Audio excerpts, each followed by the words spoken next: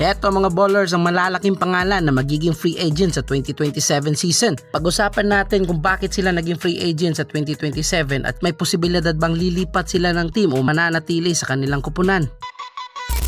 Unahin natin si Giannis Antetokounmpo mga ballers. Lumipat siya ng Miami Heat at pumirma ng 3 years with $175 million na guaranteed na maglalaro sa Misamis Heat sa 2026 season. Sa summer ng 2027, may player option na $62 million hanggang sa $66 million ang hawak ni Giannis. Kung magustuhan ni Antetokounmpo na magstay sa Miami, pwede niyang tanggapin ang player option o pumirma ng bagong extension para magpatuloy sa Heat. Kung tatanggihan niya naman, magiging unrestricted free agent siya sa 2027 at may freedom na makipag-negotiate sa ibang team sa liga. Ang mga teams din na nakaabang sa kanya, una ay ang Los Angeles Lakers na target daw nila di umano si Giannis for next season dahil naghahanap sila ng tandem para kay Luka at nakahanda umano ang kanilang cap space para sa kanya. Ang pangalawa naman ay walang iba kundi ang Golden State Warriors. Same din sa Lakers, may iniipon ding pondo ang Warriors para sa 2027 off-season para makabingwit ng malaking isda. Sa isang video natin mga ballers, na-explain din doon ang rason kung bakit interested sila kay Giannis. Pwede nyo din yung panoorin.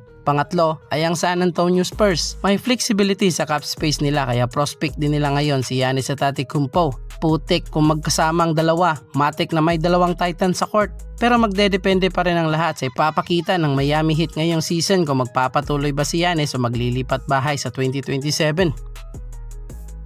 Isunod naman natin ang kalaban ni Batman. Sa ngayon, papatapos na ang pinirmahan ni Joker na 5-year max contract sa Denver Nuggets noong 2022 na may kasamang player option na $62 million at ayon sa mga report, inaasahan na magdidecline si Jokic sa kanyang player option. Pero take note, hindi para lumipat ng team, para lang makuha ang inihintay niyang mas mataas na offer na $359 million for another 5-year supermax contract sa Denver Nuggets. Kapag tuluyang napirmahan ni Joker, siya ang kauna-unahang player sa NBA na may pinakamalaking kontrata, pero may balitang kumakalat na marami din daw ang nag-aabang kay Jokic para makuha siya for next season. Kaso malabo yan sa ngayon. Kahit nasa second tax apron ang Nuggets, hindi yan nagkakahulugan na hindi nila kayang bayaran si Joker. Sa katunayan, hinahanda na nga nila ang kanilang budget dahil gusto nilang magstay si Jokic sa team at mismong si Joker na rin ang nagsabi na gusto niya din magretiro sa Denver Nuggets mismo.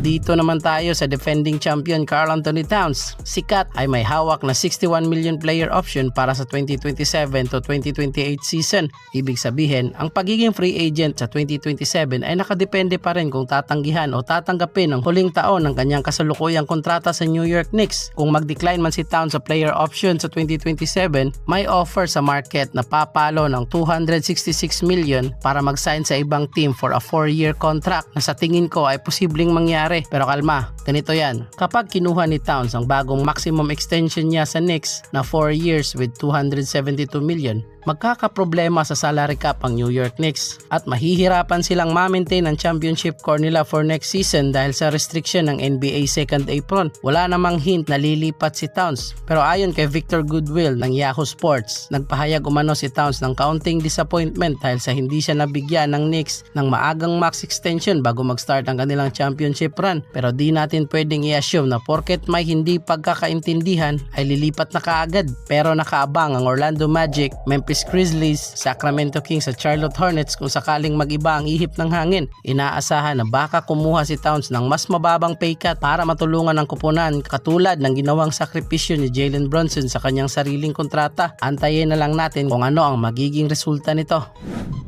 Si Uncle Drew naman. Si Kyrie Irving ay may hawak na $42 million player option para sa 2027 to 2028 season din, katulad ni Jokic, Towns at Giannis. Ang kanyang pagiging free agent sa 2027 off-season nakadepende pa rin kung tatanggapin niya ang huling taon ng kanyang kontrata sa Dallas. Kaso may kaibahan sa part ni Uncle Drew. Galing sa injury si Kyrie. Sa side ng Dallas, nakadepende ang offer nila kung magiging healthy si Irving sa pagbalik niya galing injury. Kung makikita ng management na hindi tugma ang timeline ng isang 35-year-old Kyrie sa kanilang mga batang players, maaari siyang i-trade ng kupunan bago pa man ang February 2027 trade deadline. Baka dun pa siya makapag-decide kung pwede ba siyang mag-demand ng mas mataas na sahod at magstay sa Dallas o i-decline ang offer para maging free agent. At ang mga team na interesado ay ang Lakers, Detroit Pistons at posibleng reunion with Lolo Bron sa Sixers. Sa ngayon, sa injury ni Tito Irving pa lang tayo pwedeng umasa kung magpapatuloy ba siya sa Mavs or maglilipat bahay for next season.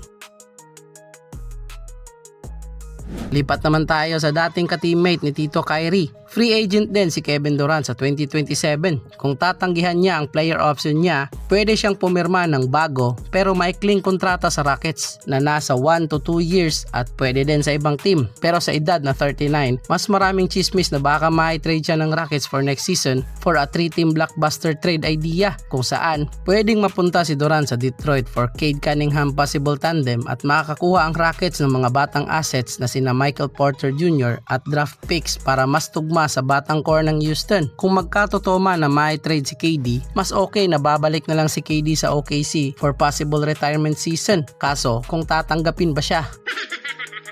Or magkatotoo ang mga rumors ngayon na open pa rin daw ang Golden State na bumalik si KD sa kanila at pwedeng dun niya na rin gawin ang kanyang retirement. Kaso medyo awkward lang. At syempre mga ballers, hindi mawawala ang dalawang GOAT.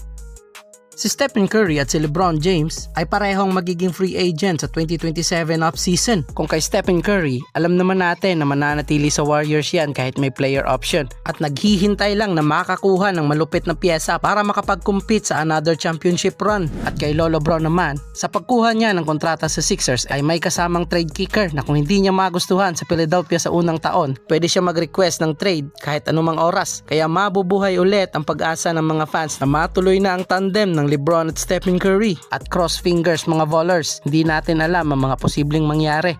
Ano bang masasabi nyo sa topic natin ngayon mga ballers? Mas exciting ba ang 2027 free agency? Mag-comment ka lang at ating pag-usapan. At syempre, huwag kalimutang mag-subscribe at i-on ang notification bell para lagi kang updated sa mga NBA stories, balita at analysis dito sa ating channel. And this is Ballers TV. Thank you for watching.